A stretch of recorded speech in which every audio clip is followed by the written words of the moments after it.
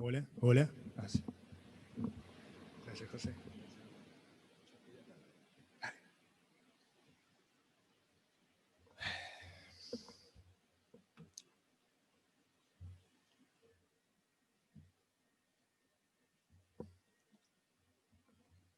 Bueno, ahora sí, buen día a todos ustedes. Gracias a la invitación del pastor por invitarme a predicar en este día tan particular y especial para mí, para la familia. Otro regalo más de Dios. El pastor nos pidió que pudiéramos tener algunas predicaciones y nos dio un pasaje muy interesante para hacerlo. Y me gustaría que lo podamos compartir. Vamos a buscar en el libro de Segunda de Corintios, en el capítulo 5.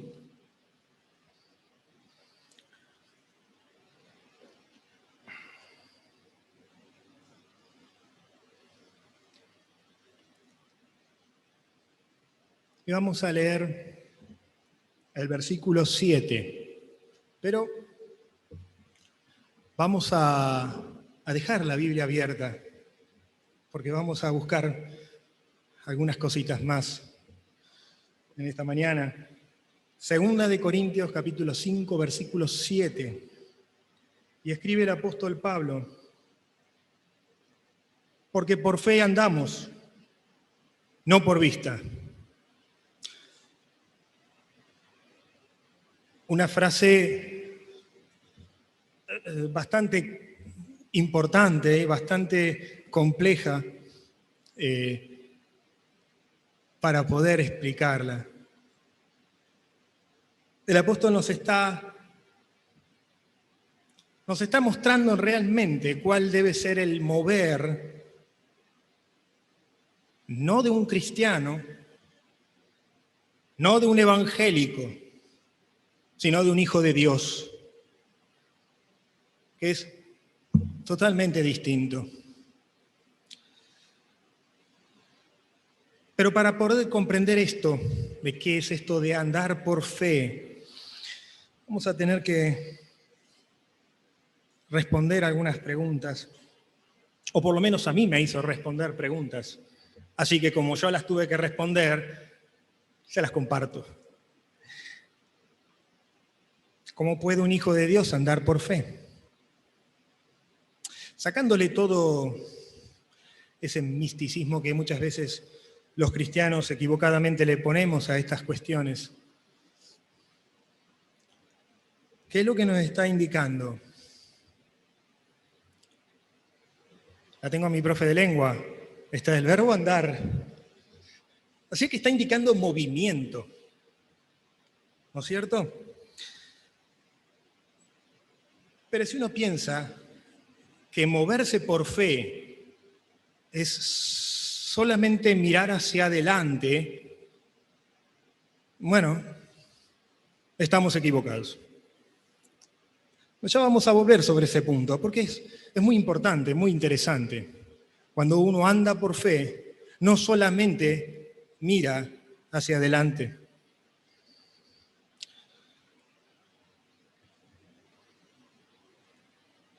Pero para poder contestar qué es esto de andar por fe, bueno, vamos a tener que hablar de la fe.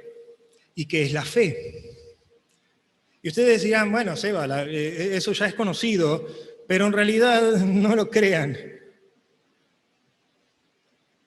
Generalmente, ¿qué se piensa? ¿Qué se cree? Se cree que la fe es creer. Y nos conformamos con esa definición de creer, pero la fe es mucho más compleja que un mero creer, porque yo puedo creer muchas cosas. Hay elementos en la fe que hacen que ese creer provenga de Dios. Y eso es lo que vamos a tratar de hablar en esta mañana, brevemente. Y nos vamos a ir directamente al concepto de fe que está en Hebreos. Si me quieren acompañar también. Tal vez alguno de ustedes lo sepa de memoria. Si lo sabe de memoria y tiene ganas de decirlo en voz alta, no hay ningún problema.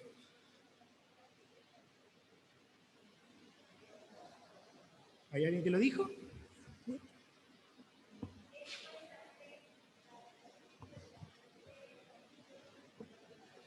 Muy bien. Es la certeza de lo que se espera. Bueno, ¿qué esperamos? ¿Qué esperas vos? ¿Qué estamos esperando? Porque está hablando de certeza. ¿Por qué te pregunto esto? Porque dependiendo de lo que vos esperás, va a determinar tu fe. ¿Qué esperás? Muchos tienen fe para obtener de Dios cosas. Y obviamente cuando no las obtienen, dejan de creer. ¿Es fe? ¿Qué esperás? ¿Qué esperamos? ¿Qué es lo que dice el pasaje? Bueno, el pasaje habla de certeza. ¿No es cierto? Es la certeza de lo que se espera. Es de algo que tiene garantía. Es de algo que tiene un seguro, que es inamovible y que por supuesto es cierto, es verdadero, hay certeza. El apóstol Pablo, mientras escribía este pasaje de 2 de Corintios, escribe en el versículo, a ver si no me equivoco, versículo 5. Mas el que nos hizo, para esto mismo es Dios, quien nos ha dado las arras del Espíritu. En el libro de Efesios, el apóstol explica un poco más. Y dice en el capítulo 1, versículo 13 en adelante: en él también vosotros, habiendo oído la palabra de verdad, del evangelio de vuestra salvación, y habiendo creído en él, fuisteis sellados con el Espíritu Santo de la promesa, que es las arras de nuestra herencia, hasta la redención de la posesión adquirida para alabanza de su gloria. Nos está explicando el apóstol un proceso de compra. Un proceso de compra. En la antigüedad, el que compraba algo lo sellaba y después ponía garantías por si ese pago no se podía llegar a completar en el momento. Está explicando un proceso de compra.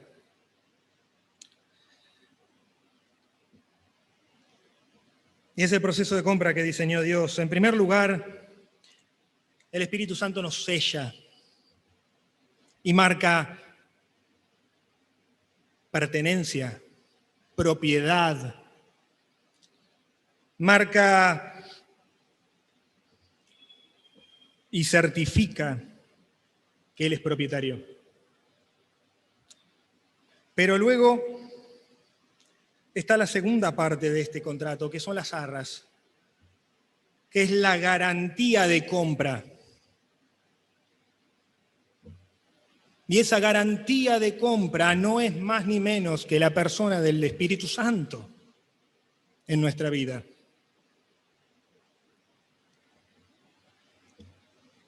El compromiso eterno de parte de Dios para con nosotros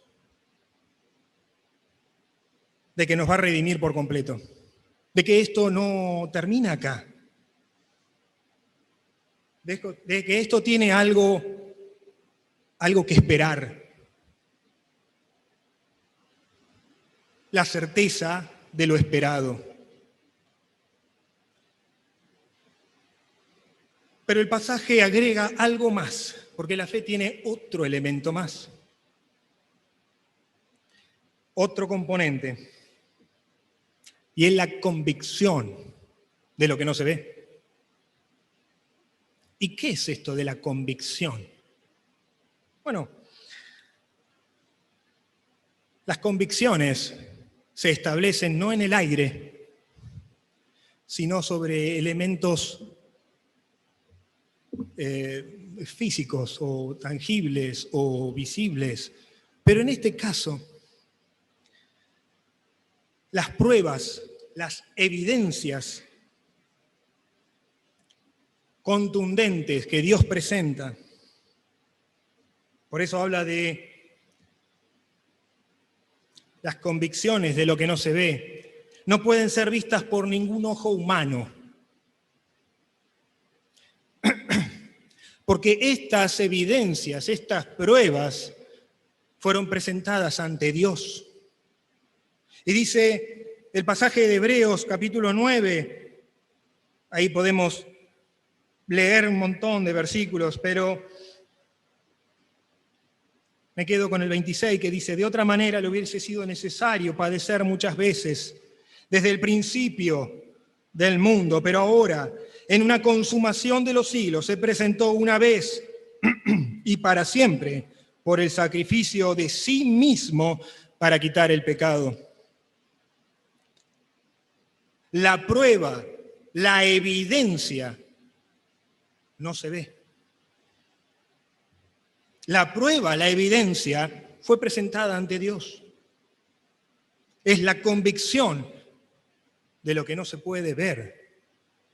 Eso es de lo que el apóstol Pablo, entre tantas cosas, está hablando cuando dice: por fe andamos. No está hablando de las pruebas ni de las situaciones diarias que nos tocan vivir. Está hablando en otro contexto el apóstol. Y si leemos un poquito más en Segunda de Corintios, en el capítulo 5 que estábamos viendo, el apóstol Pablo en el versículo 1 dice lo siguiente: porque sabemos que si nuestra morada terrestre, este tabernáculo, se deshiciese, tenemos en Dios un edificio, una casa no hecha de manos, eterna en los cielos. Y por esto también gemimos, deseando ser revestidos de aquella nuestra habitación celestial, pues así seremos hallados vestidos y no desnudos. El apóstol Pablo está hablando del cuerpo, pero no del cuerpo de Cristo. Está hablando del cuerpo. Está hablando del cuerpo físico. Está hablando de sí mismo, de lo que le pasa a uno, de lo que le espera a uno.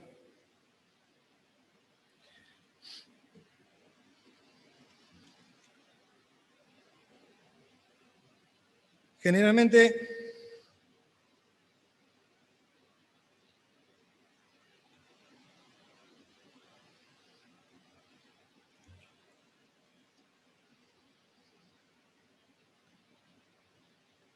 vemos que cuando vemos algunos personajes bíblicos en la palabra de Dios, nos maravillamos y nos sorprendemos por las acciones que estas personas tomaban y hacían y desarrollaban de manera temeraria muchas veces. Pero tiene que ver con estas convicciones y tiene que ver con esta presentación de Dios. Porque estas pruebas, estas evidencias fueron tan contundentes que derribaron todo tipo de argumento que impedía que Dios pueda ser separado de su creación, que Dios pueda ser separado de sus hijos.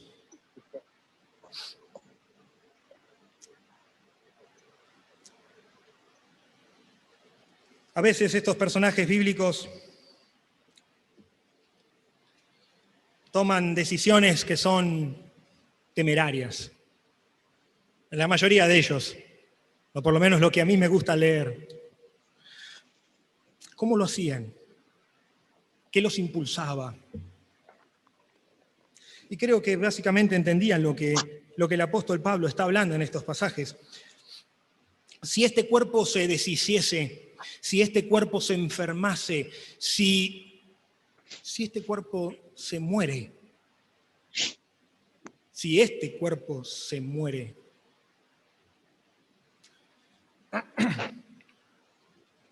eso no implica detener la marcha, ¿o sí?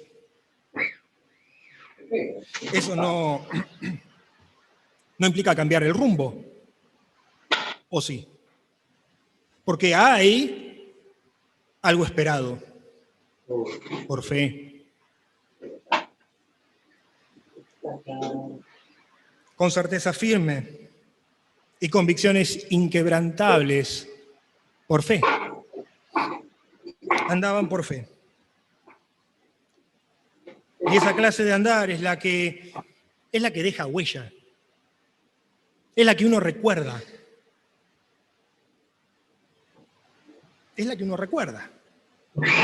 Cuando uno se pone a pensar en determinadas personas que uno conoció, con las que uno compartió, son las huellas, son lo que dejan. Son sus expresiones, son sus frases, son sus acciones.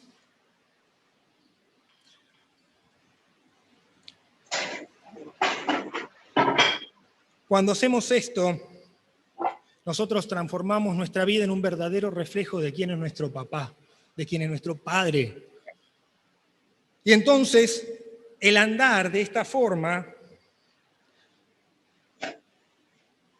por más que se interponga, no sé, enfermedades o situaciones complejas de difíciles resoluciones, sean familiares, económicas o de las que sea, no andamos por vista, porque nuestra vista está puesta no en lo que está delante, sino en el destino.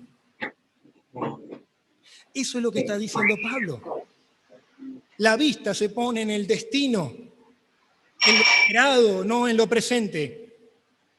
Entonces, cuando uno se pone a pensar de esta manera, es lógico que pueda uno tomar determinadas decisiones, porque está viendo lo esperado.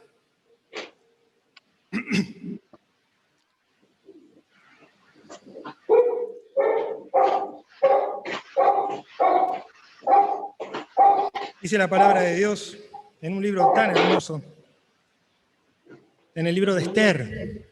Hay tantos personajes. Podríamos hablar de tantos personajes.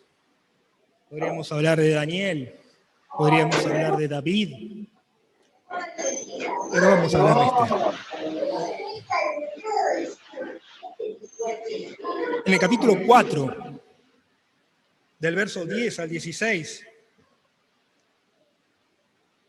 entonces Esther dijo a Hatac que le dijese a Mardoqueo: todos los siervos del rey y el pueblo de las provincias del rey saben que cualquier hombre o mujer que entre en el patio interior para ver al rey sin ser llamado, una sola ley hay respecto a él: ha de morir, salvo a aquel a quien el rey extendiese el cetro de oro, el cual vivirá, y yo no he sido llamada para ver al rey estos 30 días. Y obviamente que estas palabras llegaron a oídos de Mardoqueo. ¿Quién? No. Entonces, Mardoqueo le respondió a Esther: No pienses que esperarás en la casa del rey más que cualquier otro judío. Que escaparás, perdón, en la casa del rey más que cualquier otro judío. Porque si callas absolutamente en este tiempo, respiro y liberación vendrá de alguna otra parte para los judíos. ¿Y qué hizo Esther?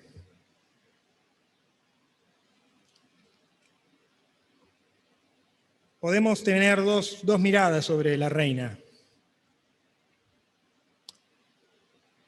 O se sintió afligida por la dura palabra de Mardoqueo. Pero yo creo que no fue eso. Yo creo que la reina Esther hizo otra cosa. Dice la reina Esther que le contestó lo siguiente a Mardoqueo: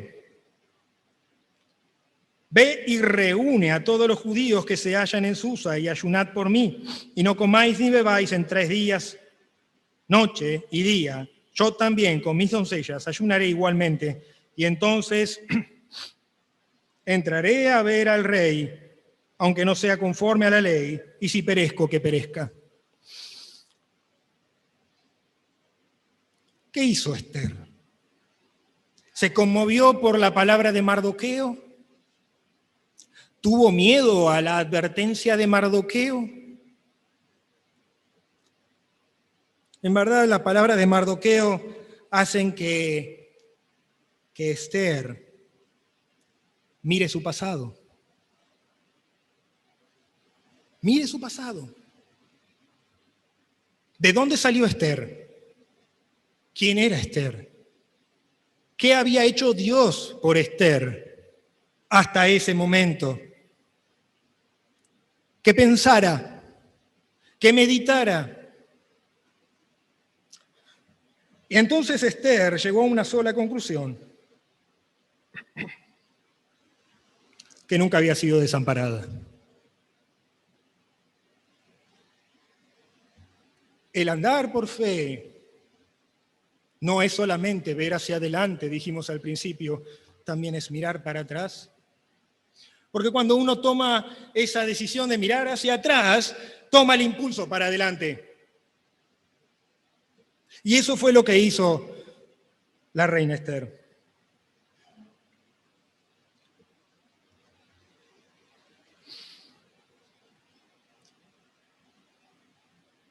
Es reconocer el obrar de Dios en nuestra vida. Es reconocer quién es Dios para nosotros. Andar por fe, con certeza, firme certeza, no endeble, firme certeza de que hay algo esperado más allá. Y convicciones firmes que están apoyadas y cimentadas en la sangre de Cristo.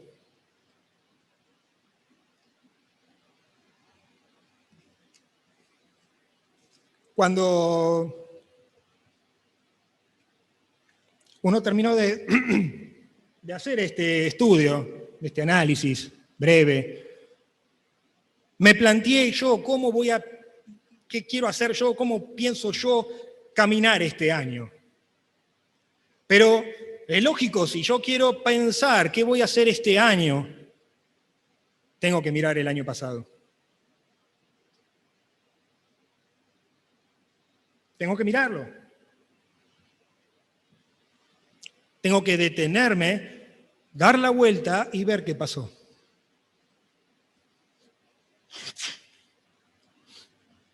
Entonces, cuando uno evalúa estas cosas y dice, bueno, ¿qué fue lo que sucedió el año pasado? Un montón de cosas. Temas familiares, embarazo en pandemia, tantas cosas. ¿Qué fue lo que pasó? ¿Cómo Dios lo resolvió? Porque si pensamos que lo resolvimos nosotros, bueno, ¿cómo Dios lo manejó? Eso es fe. Eso es fe. ¿O todavía pensamos que es la destreza y la fuerza de David la que hizo que la piedra golpeara en la cabeza del gigante? Fue impulsada por la fe de David. Esa es la fe que tenemos que tener como hijos. Yo les agradezco, hermanos, este tiempo que pude compartir con ustedes. La verdad que ha sido una bendición. Oramos. Señor y Padre, te damos gracias, Señor, por este día hermoso que nos regalás, porque, Señor, sabemos que estás con nosotros. Gracias, Padre, porque nos das certeza y convicciones firmes en ti. Gracias, Señor, por todo lo sucedido.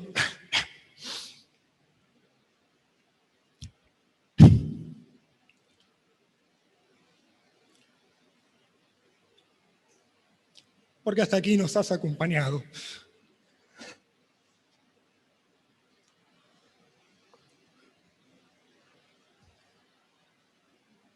Te damos las gracias, Señor, por este tiempo hermoso de bendición.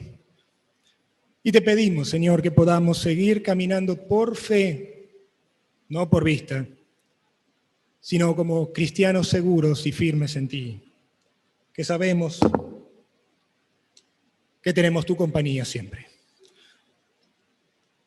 En el nombre de tu Hijo Jesucristo, nuestro Salvador y Señor. Amén.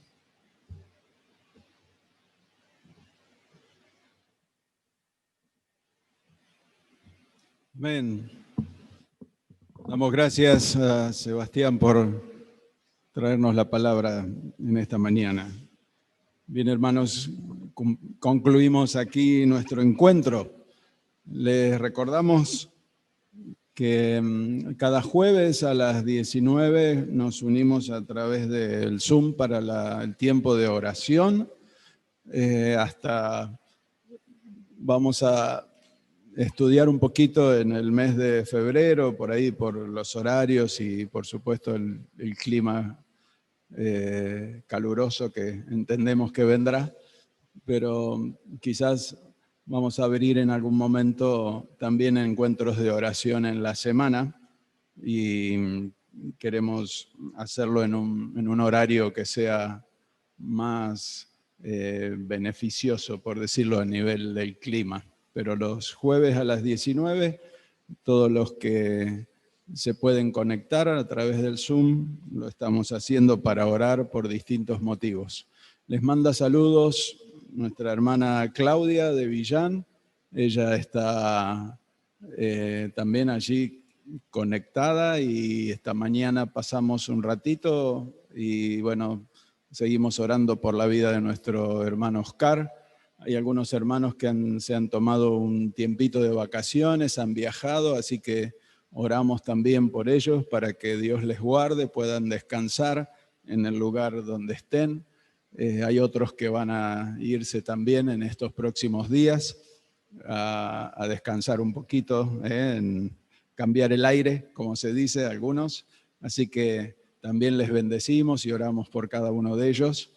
Y el próximo domingo, entonces, el encuentro a las 10:30. Los adolescentes creo que ya van a continuar los encuentros los sábados, así que oramos por ellos. Gracias a Dios por el día de ayer, que pudieron comenzar una jornada muy linda allí en Ibarlucea. También, entonces, el próximo domingo a las 10:30 tenemos nuestro encuentro aquí. Esperamos y confiamos en el Señor también para todo este año. Oremos por esto, por el desarrollo de las actividades de acuerdo a cómo vamos a ver nuestro año. En especial también con todo lo que tenga que ver con niñez. Ustedes saben que las escuelas van a comenzar a trabajar en algunas modalidades en el día ahora en febrero y luego en marzo. Así que nosotros iremos viendo también nuestro trabajo con la niñez en el barrio Batallán y en el Remanso, cómo Dios nos guía a poder hacer la tarea allí. Liliana, ¿quería decir algo?